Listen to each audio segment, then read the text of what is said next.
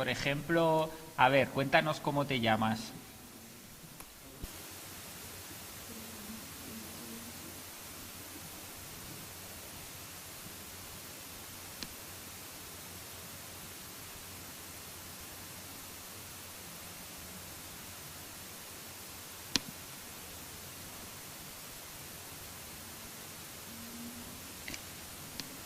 Buenas tardes, bienvenidos a Miércoles L. Ya saben que este mes de julio de 2015, este Miércoles L, este mes, lo estamos dedicando a las TIC, a las tecnologías de la información y la comunicación aplicadas a la enseñanza de L, de español como lengua extranjera. Y precisamente hoy tenemos para hablarnos desde una experiencia personal, desde, digamos, algo real, no algo teórico, sino una experiencia cierta. Tenemos a Carolina Arrieta Castillo, que la hemos invitado por ser la coordinadora del programa de virtualización de español como lengua extranjera en la universidad, en la University of West Indies, Universidad de las Indias Occidentales, en Trinidad y Tobago. Bueno, yo, que soy Guillermo Molina, trabajé allí, por eso nos conocemos. De hecho, la idea partió pues parcialmente también de mí, pero luego abandoné para venir a este hermoso país de Colombia y ahí fue cuando Carolina se hizo cargo. De ahí viene toda la historia. También hay que decir para presentarla que ella es magíster en enseñanza de L, precisamente. Ha trabajado como profesora en Trinidad y Tobago, que es donde ahora está. También en Israel, Perú y España. Y bueno, esa es la historia un poco. Bueno, para poner un poco de contexto a los que nos escuchen, hay que decir que el contexto en el que se implementó este proyecto fue estudiantes de pregrado de español, estudiantes trinitenses, por tanto anglófonos. Y bueno, entonces empezamos. Hola Carolina, ¿qué tal? Hola, ¿qué tal? ¿Cómo están? Buenas tardes. Muy bien, buenas tardes. Bueno, la primera pregunta, pues obvio que esta experiencia es algo nuevo, no solo en Trinidad, sino que era nuevo por ejemplo, en Colombia. No conozco que se haga nada así.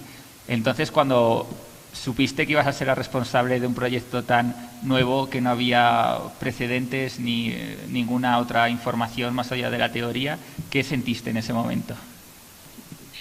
Bueno, dicen que no hay nada mejor para ser valiente que ser un poco inconsciente, ¿no? Y yo tenía muy poca conciencia de lo que iba a ser el proyecto. Mucha ilusión, mucha ilusión. A mí las nuevas tecnologías nunca me han dado miedo, ni siquiera un poco de respeto. Me gusta bastante, soy bastante curiosa, ¿no? Con el tema de las nuevas tecnologías aplicadas a la enseñanza. Había hecho algún curso de formación a nivel universitario, ¿no? Entonces, era el reto más que nada, ¿no? Era un desafío interesante. Y luego, bueno, yo personalmente en mi ambiente de trabajo tuve mucha suerte que enseguida confiaron en mí y no se asustaron, me dieron toda la responsabilidad, siempre me apoyaron en en todas las ideas que busqué para el proyecto. Así que bueno, sí, responsabilidad, sabía que iba a ser mucho trabajo, pero contenta e ilusionada. Qué bueno, porque no era fácil en inicio, ¿no? Pero para que los que nos escuchan sepan más del contexto, bueno, luego hablaremos más de actividades, de qué cosas hicieron, pero un poco el marco, ¿qué es exactamente lo que se virtualizó? Porque es un proyecto semipresencial, no exactamente totalmente virtual. Entonces, ¿qué es lo que se virtualizó y qué quedó presencial? ¿Cómo se hizo ese reparto, digamos? Sí, allí en la universidad pues ofrecemos el grado de español, que por un lado pues es lengua y por otro es literatura. Y en lo que es la clase de lengua está dividida en tres componentes. Uno es el componente llamado de auditiva y conversación, el otro es gramática comunicativa y un tercer componente que es lectura y composición, lectura y escritura. Y este fue el componente que se quiso virtualizar porque pensamos que, bueno, ofrecía una mejor plataforma, la plataforma virtual se adaptaba mejor a los objetivos de este componente que al fin y al cabo era la escritura, ¿no? El practicar la competencia escrita. Y yo tengo mucha curiosidad porque cuando cuando lo planteamos por primera vez, yo me acuerdo que los profesores, nuestros compañeros, se oponían mucho, incluso la mayoría se oponía. Fue bastante difícil sacarlo adelante porque los propios profesores no querían, lo veían o innecesario, incluso perjudicial para la enseñanza. Entonces yo quiero preguntar, evidentemente yo ya no me hice cargo, si no fuiste tú, entonces después de un año, hay que decir que se ha implementado durante un año de momento, ¿cambiaron de opinión esos profesores respecto a la virtualización o siguen cerradamente opuestos? Pues es curioso, ¿no? Porque los profesores que participamos en el curso como tutores del curso virtual, sí hemos cambiado todos de opinión. Es decir, todos pensamos que el curso, que la modalidad virtual es muchísimo mejor que la modalidad presencial que todavía existe en segundo y tercer año, porque el proyecto virtual es solo de primer año. En cambio, aquellos profesores que no han intervenido en el curso todavía siguen con los mismos prejuicios que un poco llegaban antes. Entonces creo que quizá no hemos sabido hacer una buena narrativa porque han llegado más las quejas, que las ha habido, sin duda, porque todavía es un proyecto que tiene que crecer y mejorar mucho, pero de alguna manera han llegado más las quejas que lo positivo, parece, ¿no? A esos otros que no han participado. Los que hemos participado estamos convencidísimos de que es mejor. Y ahora que hablas de esto de las quejas, de los problemas que han trascendido, porque pues evidentemente pues es bueno también que se comenten los problemas que ha habido. Entonces, antes de hablar de lo positivo, digamos, te voy a pedir que nos cuentes lo negativo. ¿Qué problemas encontraron en la práctica? Vamos a ver, ¿qué problemas encontraron? Bueno, pues el primero no es un problema debido al método virtual, sino a cómo adaptamos un poco la clase a la inexperiencia, ¿no? Por el hecho de ser un proyecto piloto, fue el tiempo empleado por parte de los estudiantes. Claro, tenían que acceder a plataformas nuevas, aplicaciones nuevas, aunque ellos ya tienen un dominio muy bueno en esto de las tecnologías, pues la verdad es que perdían muchísimo tiempo contestándose en los foros, de tal manera que el componente nuestro, el componente de lectura y escritura, necesitaba muchísimas más horas que el resto de componentes de gramática y auditiva, ¿no? Y se supone que tiene que ser algo proporcional. Ese fue el mayor inconveniente, que creo que fue corregido en el segundo semestre, y de hecho la satisfacción en el segundo semestre fue mucho mejor. Bueno, la reticencia de los profesores, yo siempre digo, un profesor que está muy ocupado nunca se va a saltar una clase porque esté ocupado con otras actividades. La clase es prioritaria. Pero cuando es el método virtual, que no hay clases, sino que hay que hacer un seguimiento por el ordenador, digamos, por la computadora, puede parecer que el feedback es una actividad secundaria, ¿no? Entonces, hubo profesores que no se comprometieron con la agenda de trabajo semanalmente y que a lo mejor trabajaban pues cada 3 semanas, y eso desvirtuó un poco lo que era el curso, lo que era el programa de curso, que había que hacer un seguimiento muy continuo para que los estudiantes no sintiesen que les estábamos dejando de lado, ¿no? Pero me acuerdo que los profesores precisamente se quejaban mucho de que les iba a quitar mucho tiempo. ¿Finalmente fue así o al revés? ¿O tuvieron demasiado tiempo libre gracias al curso? Bueno, demasiado tiempo libre no, desde luego. Hubo un primer semestre con demasiadas actividades, tanto para estudiantes como para el profesor, que luego tenía que corregir esas actividades, que sí, hubo mayor empleo de tiempo, sin duda.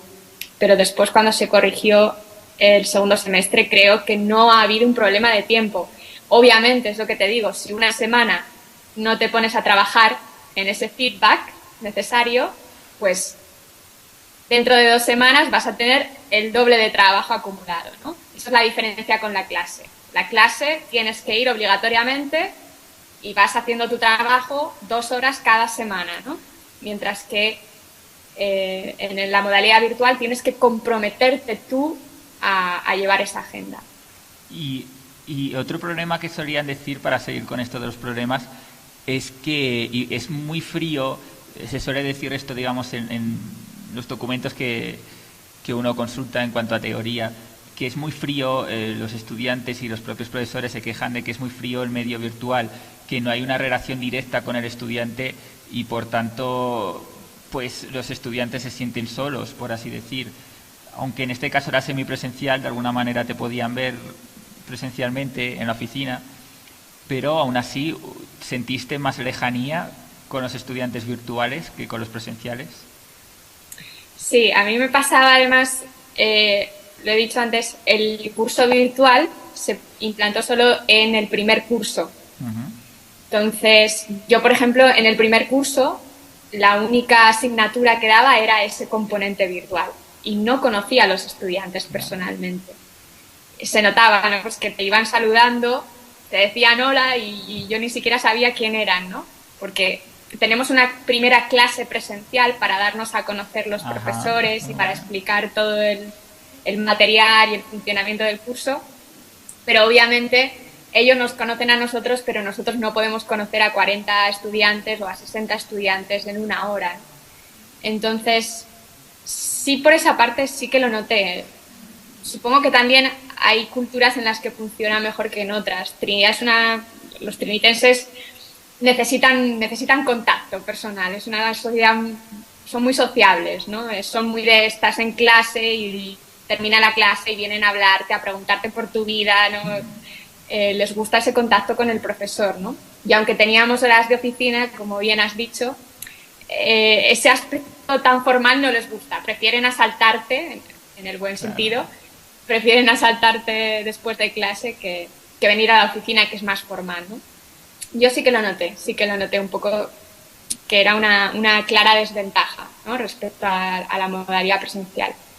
Tal vez por eso creo que habría sido mejor implantarlo en los últimos cursos, que los estudiantes ya conocen a los profesores y ya conocen el funcionamiento también de la universidad, ¿no? De hecho, pero bueno.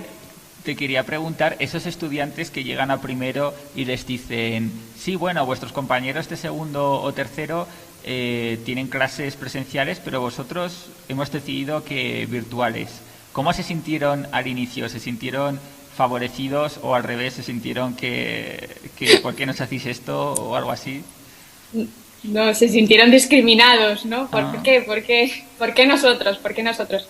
Pero no sé si tanto por el hecho de ser virtual, porque al principio también hicimos una encuesta y reconocían, ellos veían la posibilidad del módulo virtual para las destrezas escritas, ¿no? Ellos mismos se daban cuenta de que era mucho mejor.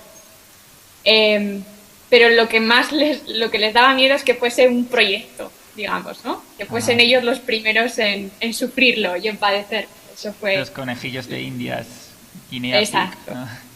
Exacto. Y al final, o sea, cuando acabó la experiencia, porque hay que decir que, claro, esto no solo es un proyecto de enseñanza, también esta investigación donde hay unas conclusiones, hay un trabajo de ver qué se hace bien, qué se hace mal y una parte de la investigación obviamente es preguntar a los estudiantes. Entonces yo te quería preguntar qué dijeron los estudiantes, o no sé si tienes números en cuanto a cuánto les gustó el curso o qué expresaron en general. Sí, y tenía preparada aquí porque hicimos efectivamente una encuesta al final de los 2 semestres. Entonces, a ver si te puedo compartir la pantalla. Ajá. Está vale. Ahí. Vale. Voy a hacer grande esto. Ajá. Y bueno, básicamente aquí les preguntábamos un poco de todo, ¿no? También un poco de autoevaluación, de si ellos participaban activamente, si revisaban todo. Mira. Aquí tenemos cómo de satisfecho estás con el curso, ¿no? Teníamos ahí arriba. Sí. Vamos a ver qué dice. Sí, pues hay un poco de todo. Hay un poco de todo. Bueno, la mayoría pues dicen estar satisfechos, ¿no? De todas maneras, y esto es muy curioso, esta es la del segundo semestre. Ajá. En el primer semestre hubo más satisfacción con el curso, pero luego esta gráfica, que es la que decía si prefieres hacer clases presenciales o online, el índice de la gente que prefería online era mucho menor. Y yo tengo mi teoría, ¿no? Mi teoría es que en el segundo semestre los profesores estábamos más ocupados y precisamente ese trabajo de feedback y de seguimiento que teníamos que hacer creo que disminuyó, ¿no?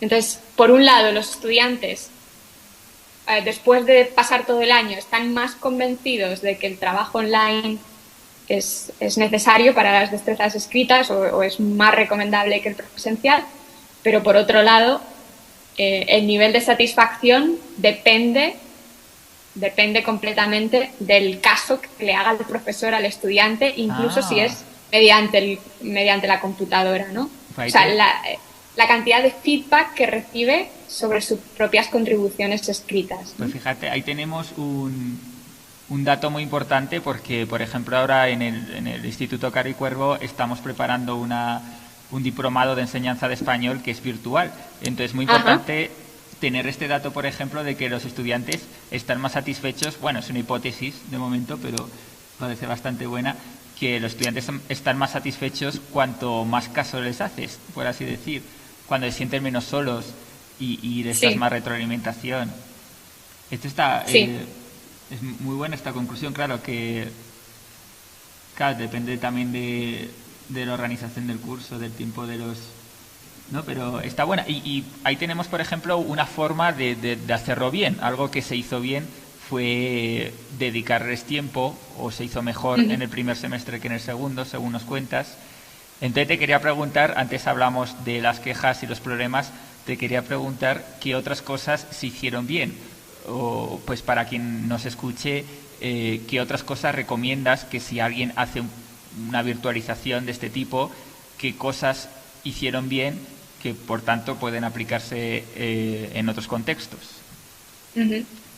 Bueno, lo primero de todo, lo principal, y creo que es por lo que nació el proyecto con Jairo y contigo, ¿verdad? Es porque el principal objetivo del componente de lectura y escritura es que los estudiantes practiquen las destrezas escritas. Pues en una clase presencial, sí, podemos ver textos, podemos ver escritos de otros estudiantes, pero la manera de discutir sobre ellos siempre va a ser oral, lo cual está bien, pero ¿acaso no está mejor hacer esa misma discusión también por escrito y así lo practican las destrezas? O sea, la práctica de las destrezas escritas ha aumentado muchísimo con respecto a la modalidad presencial. Ese es el principal objetivo y se ha logrado, obviamente. Calculábamos una media, o sea, cada estudiante ha tenido que hacer unas 40 contribuciones mínimo en los foros al semestre. Mínimo. Hay estudiantes que han hecho muchísimas más, ¿no? Mientras que en la clase presencial, bueno, aparte de lo que ellos escriben en clase, que es muy poco porque no puede ser corregido por el profesor, los escritos de cada uno de los estudiantes, lo que hacen también son foros, pero como tienen clases presenciales, tienen menos foros y los foros pues son 9 contribuciones en todo el semestre. O sea, de 9 a 40 hay una diferencia grande. Esa sería la principal ventaja, ¿no? Claro, porque me acuerdo de cuando lo hablábamos, decíamos, claro, es una clase de escritura, pero no vas a poner a que en clase presencial se escriban unos a otros, es muy artificial. En cambio, a través de Internet, que es como realmente se escriben ellos se escriben un montón, pero a través de Internet o WhatsApp o todas estas cosas, ¿no? Exacto. Es que los estudiantes ya no utilizan el papel y el boli, más que cuando están en clase, ¿no? Alguien me decía, sí, pero es que la esencia de la escritura se pierde, ¿no? Y yo le decía, bueno, esto es como si en clase de comunicación enseñasen a los estudiantes a poner mensajitos atados a las patas de las palomas y enviaran a las palomas, ¿no? Porque era la esencia de la comunicación. Bueno, es que hay que practicar en contextos reales, ¿no? Y esa es la segunda ventaja. Podemos practicar contextos reales, porque normalmente lo que hacías en clase era buscar un texto que encontrabas en Internet, imprimirlo, hacer copias y darlo a los estudiantes. Mientras que, gracias a la modalidad virtual, los mismos estudiantes pueden comentar sobre el texto en un foro, en un post de Facebook, en un blog, y tú puedes corregirlo allí, ¿no? O sea, ofrece una plataforma real. Te pueden escribir un email en la aplicación para escribir emails, no en un folio y luego entregártelo, ¿no? O sea, es muy importante que sobre todo para el método comunicativo que seguimos tanto en lenguas, ¿no? La práctica en contextos reales. Claro, porque hoy lo real es Internet, que es algo que me acuerdo que cuando defendíamos el proyecto intentábamos explicar que lo real es Internet. Algunos pensaban que Internet o este mundo virtual era, no sé, una especie de falsedad comparado con la realidad del cara a cara.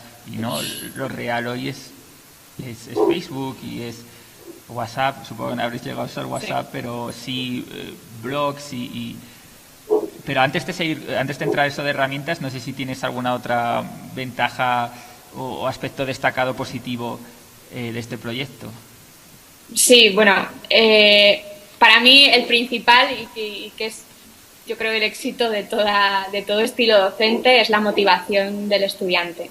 Yo creo que ellos han estado mucho más motivados porque han visto que podían hacer las actividades de siempre en plataformas muy diversas, ¿no? No es lo mismo decirle a un estudiante que coja papel y boli y escriba, ¿no? Que decirle que cree una entrada de un blog, que otro día decirle que haga una captura de pantalla y la suba a no sé dónde, que decirle, claro, lo primero, eso, lo que hemos dicho, ellos trabajan en contextos reales, trabajan con nuevas herramientas que no son desconocidas para ellos, pero son nuevas en la docencia y además pues lo hacen de diferentes maneras con diferentes actividades, ¿no?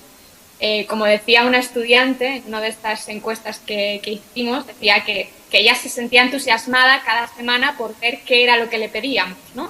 Qué bien. Era como una especie, a ver qué hay que hacer esta semana en lectura y escritura, ¿no? Porque sí, eso no pasa presencialmente, no les ves tan emocionados. Definitivamente no. Qué bueno. Y otra cosa que me acuerdo que nos preocupaba y que no sé cómo habrá salido es algo que llamamos la autonomía del estudiante. Básicamente es que el estudiante, en lugar de, en Trinidad especialmente, también en otros contextos supongo, dependen mucho del profesor de que algo sea obligatorio y no tienen esa costumbre o motivación para, digamos, aprender por sí mismos, encontrar los medios en lugar de solamente obedecer lo que diga el profesor. No sé si al pasar al medio virtual y no existir de alguna manera tanta autoridad de la figura del profesor en clase, no sé si mejoró este asunto de la autonomía, si ellos fueron más responsables de su proceso de aprendizaje o no sé. ¿Cómo fue la experiencia en ese sentido? Que es uno de los principales, me parece. Bueno, al menos la configuración del curso sí que les exigía a ellos ser más autónomos en su aprendizaje, ¿no? Porque, como tú bien has dicho, ¿no? Si vas a clase, a veces simplemente con la asistencia basta, porque hay tantos estudiantes en el aula que el profesor no controla quién interviene o quién no, basta con asistir. Mientras que en una plataforma como los foros, por ejemplo, no puedes pasar desapercibido, quiero decir, o participas o no participas, ¿no? Y además lo tienes que hacer en una agenda que tú mismo te creas, ¿no? Puesto que no estás atado al horario de clase. Entonces, por crearte la propia agenda de trabajo, por decidir cómo contribuyes y cuánto contribuyes semanalmente en los foros, todo eso son decisiones que son independientes, que forman parte del estudiante y que al final también contribuyen en su evaluación, en la evaluación del curso, ¿no? Entonces el estudiante se va dando cuenta de qué hace, qué tiene que hacer para conseguir determinados objetivos y qué puede dar de sí, qué no puede dar de sí. Yo creo que parte principal de este proyecto era que el estudiante tenía que ir reflexionando semana a semana sobre qué es lo que había hecho y qué podía hacer mejor. Y gracias, eso, en parte, a que el profesor semanalmente le daba ese feedback que en una clase presencial no puedes dar.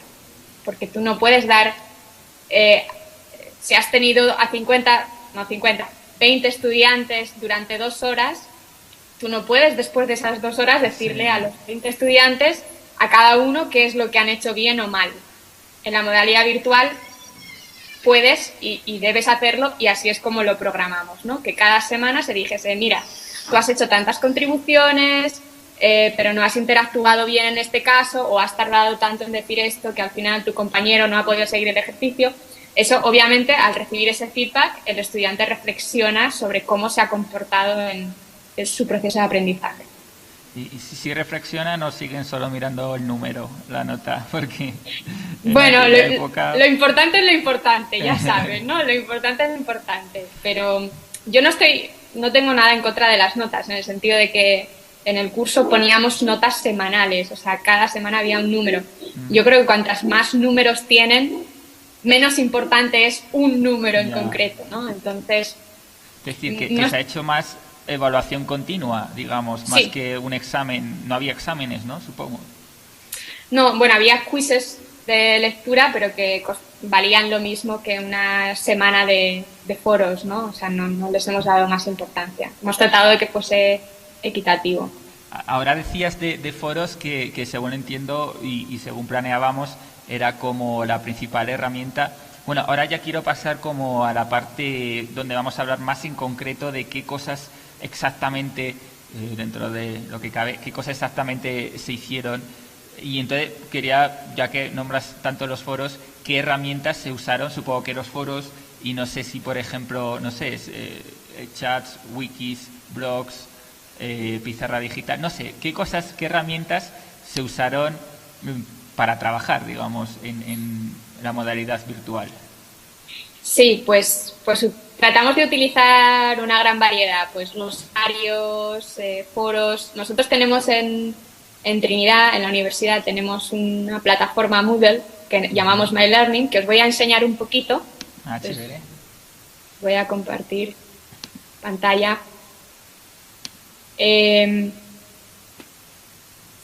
Vale, esto es My Learning. Y este sería el primer semestre del curso 2014-2015, ¿vale? Entonces están aquí los tres componentes que hemos nombrado: lectura y composición, gramática comunicativa y comprensión de auditiva y conversación. Normalmente siempre se ponen actividades aquí, ¿no? Pero veis que nosotros, como no tenemos la clase, pues todas nuestras actividades semanales estaban en el muro. Vamos a hablar un poco de lo que estamos viendo. Veo que lo primero es un vídeo. ¿Qué consiste en ese vídeo? Eso es algo además que creo que digamos inventaste tú, porque no lo habíamos previsto. Cuéntanos, porque creo que además tuvo mucho éxito esto del vídeo tutorial. Bueno, sí, bueno, el vídeo tutorial, claro, es que todas las instrucciones eran en español, ¿no? Entonces, lo que se pensó en un principio era poner un documento, un Google Doc, con todas las instrucciones, basándonos en imágenes, capturas de pantalla, etcétera. Pero yo pensé que era mucho más fácil. No sé si puedo ponéroslo. Pues, intentemos. Vamos a intentarlo. Parece que sí. Sí, pues entonces yo me grababa a mí misma, ¿no?, en la pantalla para que vieran cómo yo misma hacía las actividades. Vamos a ver un poco, a ver. 10 minutos. Sí, era bastante. Claro, era toda la semana, ¿no? Y era en español, claro. Sí. Ahí estás. Ahí les estás explicando. Bueno, no, muy chévere, porque esa es la bienvenida, ¿no? Era también una manera de ser más calurosa con ellos, ¿no? De decir, bueno, yo estoy aquí, miradme, soy vuestra profesora, estoy al otro lado de la pantalla y estoy también para resolveros las dudas, ¿no?, que podáis tener. No obstante, siempre teníamos todas las semanas, como podéis ver aquí, un foro de dudas. ¿Usaban el foro de dudas? Porque... Pues mira. Vamos a ver. Sí. Hola. Sí, solo una semana bastante, es esto. ¿no? Esto es una semana, claro. Las primeras semanas había muchas entradas, luego ya en el segundo semestre, por ejemplo, pues muchas semanas que ni siquiera tenían dudas, ¿no? Necesitaban ir comprendiendo un poco el procedimiento de los foros, ¿no? Sí, no estoy claro, no me entiendo. No me entiendo, no me entiendo. No se sí, no me entiendo. Sí, son curiosos. Hay que decir que son, ¿no?, de nivel equivalente a B1 en el marco de referencia para situar B1, al sí. oyente. Sí, un nivel intermedio. Lo que nosotros llamamos primero, en realidad, ya vienen con un nivel de la secundaria y por tanto ya es como B1, ¿no? Exacto. ¿Qué más cosas? Muéstranos algo más de lo que... Vale, pues, por ejemplo, a ver, una que me la sepa para no ir... creo que era la semana 2, ¿verdad? Sí, la semana 2 siempre era más o menos igual, ¿no? En la misma estructura. El vídeo tutorial, el material donde les escribíamos todo lo que tenían que hacer. A continuación, un foro de dudas para que escribiesen sus preguntas. Y después teníamos casi siempre 3 actividades más una tarea final. La primera actividad normalmente era un texto que tenían que leer y sobre el texto tenían que trabajar los géneros textuales, ¿no? Por ejemplo, vemos como el primer género textual era el género narrativo, ¿no? Entonces tenían que hablar sobre distintos textos y localizar las características textuales del teatro en un texto teatral o del poema en un poema o de las noticias en un texto, en un periódico, ¿no? Un artículo de periódico. Después, casi siempre una actividad pequeña de práctica, que eran en los foros. Luego una actividad de interacción, en el que no solo tenían que escribir, sino interactuar entre ellos. Y siempre la tarea final, que era la tarea, digamos, pues más grande, donde sobre todo se evaluaba su expresión escrita. A ver cuál era esta. Vale. Oriana Amoroso. El diario Sí. de una chica bravo. Sí. Sí. Querido diario, me llamo Rihanna y estoy 18 años. Nací en Trinidad. 18 años, si se puede decir. Sí, no, Porque aquí con la vemos pues ñ. un texto típico, claro, de un estudiante de ese nivel. Ah, sí. Sí, es que en esta, ya me estoy acordando, en esta lo que les pedimos es que ellos tenían que preguntar a sus compañeros información personal y escribir un diario sobre sus compañeros. Entonces, vamos a ver aquí, vamos a ver a alguien que lo haya hecho bien seguro. Coge a alguien bueno del grupo. Vale, sí.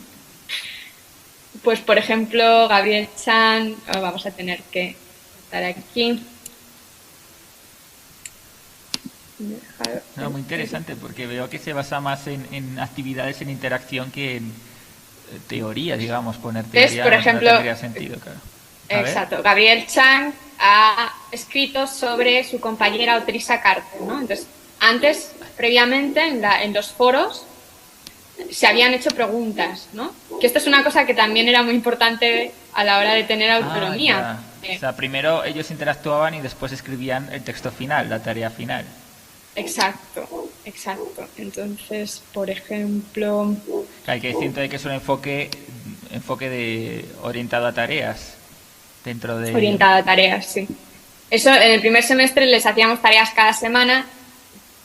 Por culpa de ellos se quejaron tanto de que empleaban tanto tiempo, con toda la razón del mundo. Y entonces en el segundo semestre lo que hicimos fue limitar las tareas a 3.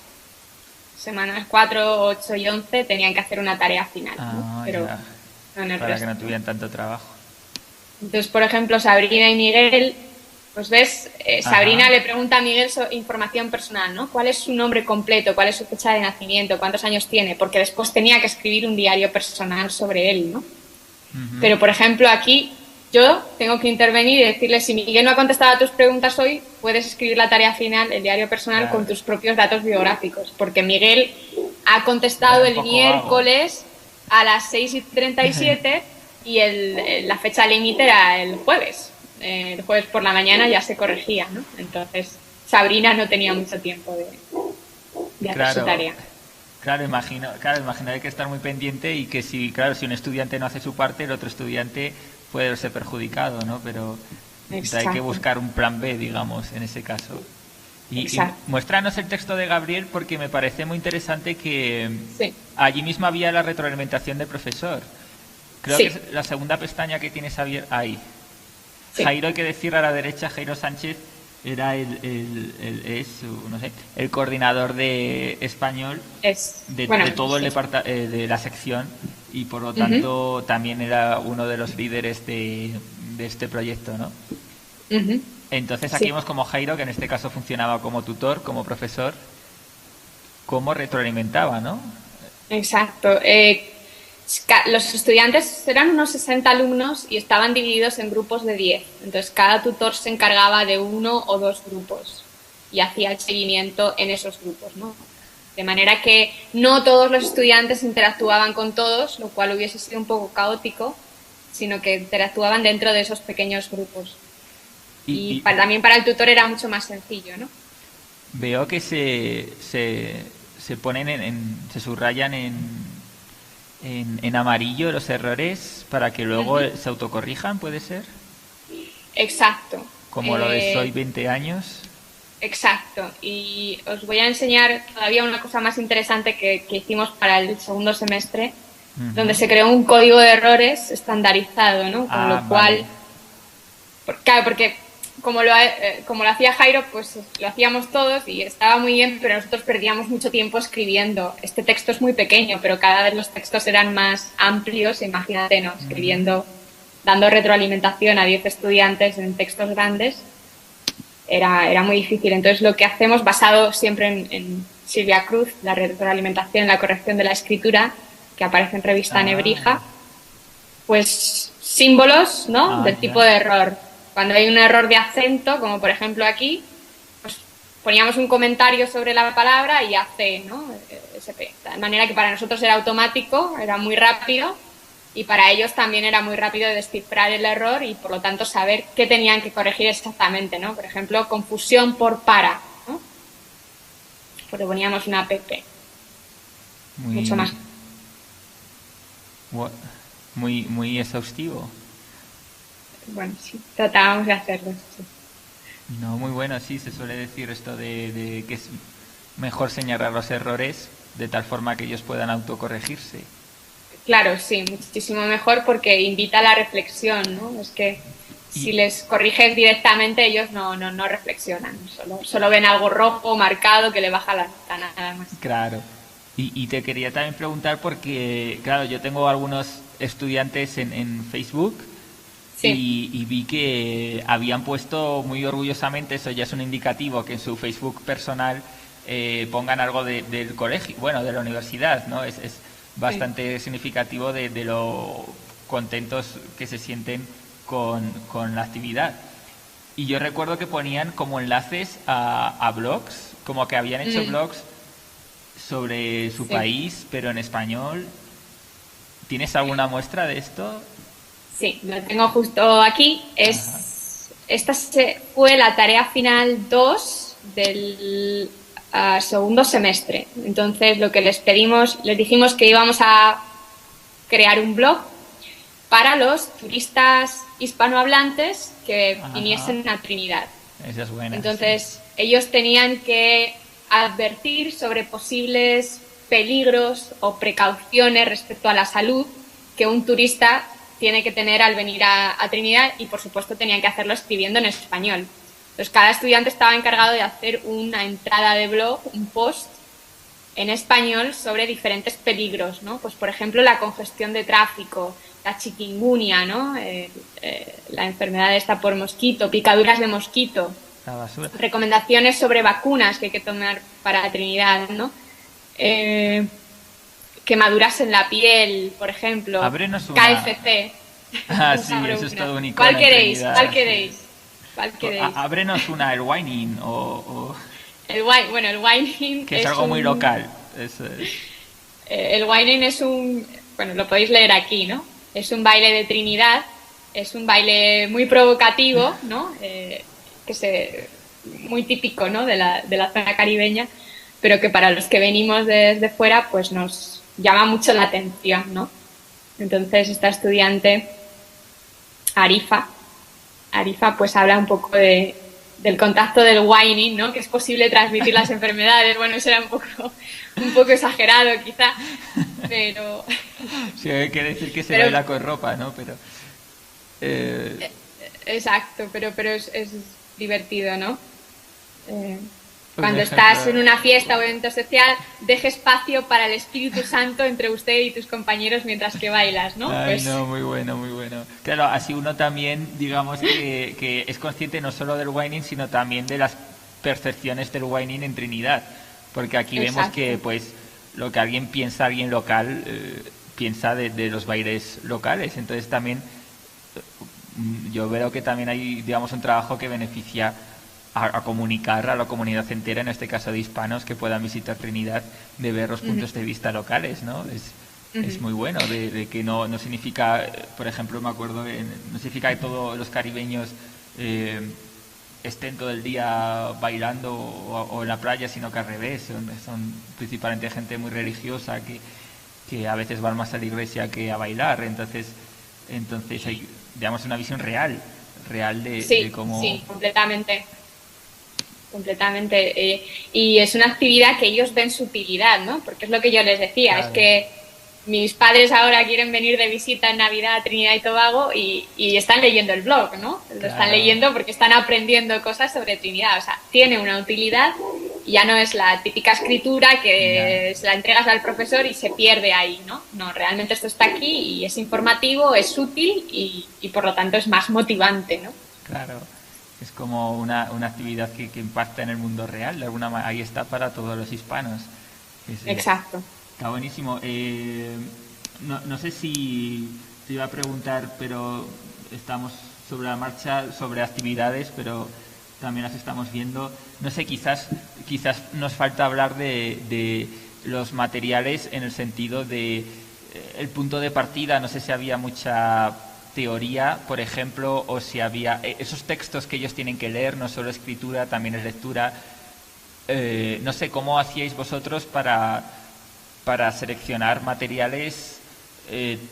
Por ejemplo, yo me acuerdo que los profesores se quejaban de que virtualmente no se puede transmitir la teoría y que era necesaria la teoría. Y, por ejemplo, en ese sentido, no sé cómo lo resolvisteis. Bueno, por suerte Internet está plagada de recursos utilísimos, blogs, páginas web, donde se explican las cosas muy bien. Piensa que cuando nosotros somos profesores presenciales, en realidad nosotros no creamos el contenido.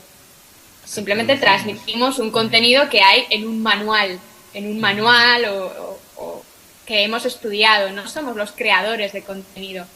Y en el método virtual es lo mismo. Nosotros no creamos el contenido, sino que les guiamos hacia buenas páginas, obviamente, que eso también es otro reto, saber discernir lo que tiene calidad y lo que no lo tiene. Y estamos allí para las dudas, ¿no? La única diferencia es que en vez de estar allí para las dudas en ese mismo instante, como pasa en la clase presencial, pues lo estamos a lo mejor al día siguiente, ¿no? Porque escriben en una entrada de foro y tú contestas cuando puedes o cuando tienes marcado en la agenda contestar, ¿no?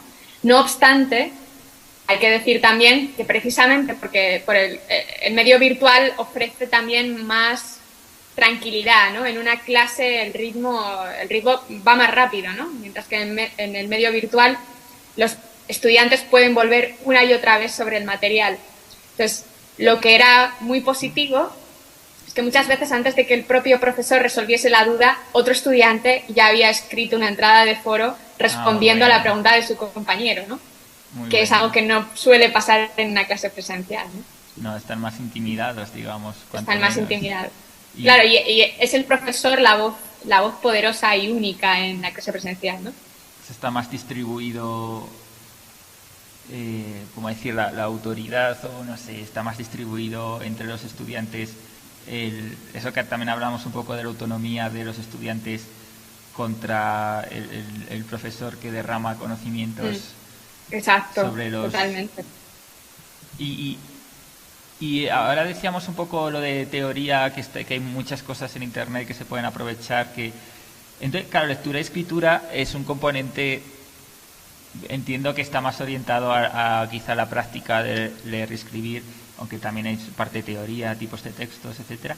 Pero, ¿qué pasa si, imagínate que fuera el reto de virtualizar enteramente el curso, es decir, por ejemplo, gramática, diferencia entre indicativo y subjuntivo, o cosas así?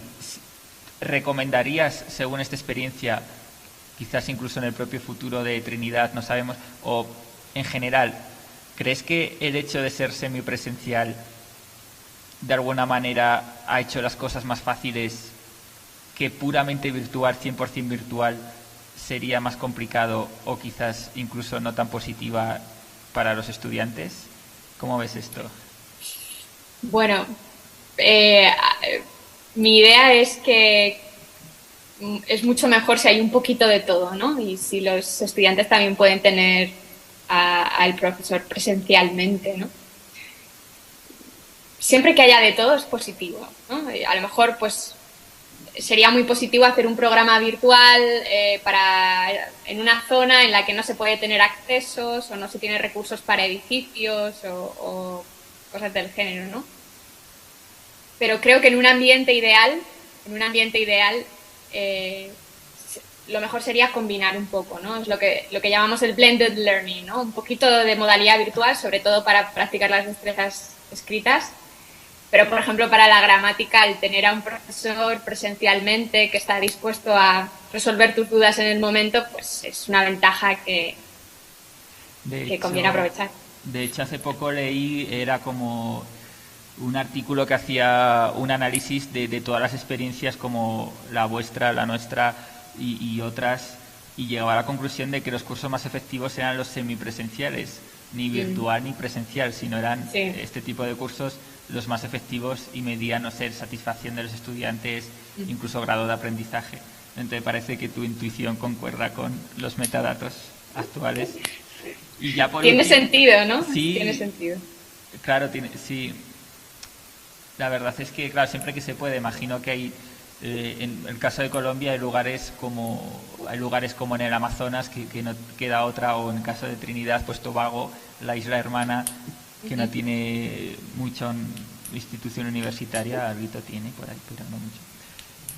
Imagino que así esas pequeñas, etcétera, las comunidades alejadas, pues toca, ¿no? Virtual. Claro. Y ya por último, pues quería preguntarte, este año dijiste que solo se aplicó al primer año, lo que sería B1, existe también lo que sería B2 y C1. Entonces, ¿cuál es el futuro de este proyecto?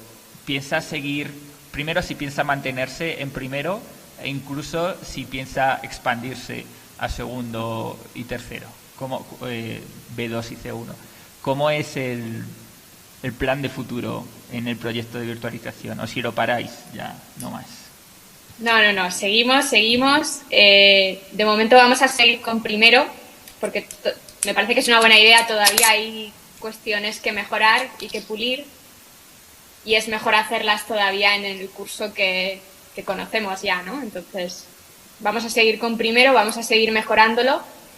Y si se extenderá o no, pues dependerá mucho de lo que digan los estudiantes que este año han tenido el módulo virtual y que al año que viene van a pasar al módulo presencial. Entonces vamos a ver qué comentarios nos dan. Si ellos dicen que no, que presencial es muchísimo mejor, imagino que el proyecto correría peligro. Claro. Pero si dicen que no, y yo sospecho que van a decir que no, que es mucho mejor virtual, creo que nos vamos a animar poco a poco a implantarlo en segundo y tercero, me parece. Claro. Ya veremos. Imagino que he escuchado a los propios estudiantes en este caso, y también los profesores. Bueno, los profesores ya contaste que ellos sí piensan los profesores que participaron sí piensan que lo virtual es más efectivo, ¿no? Sí. Me acuerdo que cuando estábamos en clases de lectura era como, esto es absurdo, vamos a ponernos a leer o a escribir en una clase, ¿no? Sí, para el profesor es aburrido al final, claro, Pues que ellos estén escribiendo y tú no estás haciendo tampoco nada. Aburría mucho, creo que nació de aburrirnos en las clases este proyecto. Nos aburríamos tanto que decíamos virtual. Del aburrimiento han nacido todos los proyectos grandes, o sea que sí. Todo el mundo deseábamos a clase de conversación y nos aburría la de lectura, siempre era así, ¿no? Muy bien, pues hasta aquí la entrevista. Entonces, bien. Muchísimas gracias, Carolina, por haber compartido con nosotros la experiencia de Trinidad, y esperamos que pues siga el proyecto en alza, ¿no? La investigación sobre el proyecto, y bueno, que otras universidades de pronto de acá mismo de Colombia o de otros países donde nos escuchen pues se animen a implantar tanto, obviamente esto es TL, pero podría ser también para inglés, por ejemplo, que aquí obviamente tiene más relevancia. Entonces vamos a esperar que no esté para el futuro. Bueno, muchas gracias, Carolina. Muy bien, gracias de parte también de la Universidad de West Indies por darnos el espacio para exponer el proyecto y gracias a ti, Guillermo. Muy bien, Carolina, un abrazo. Un abrazo muy fuerte. Hasta luego.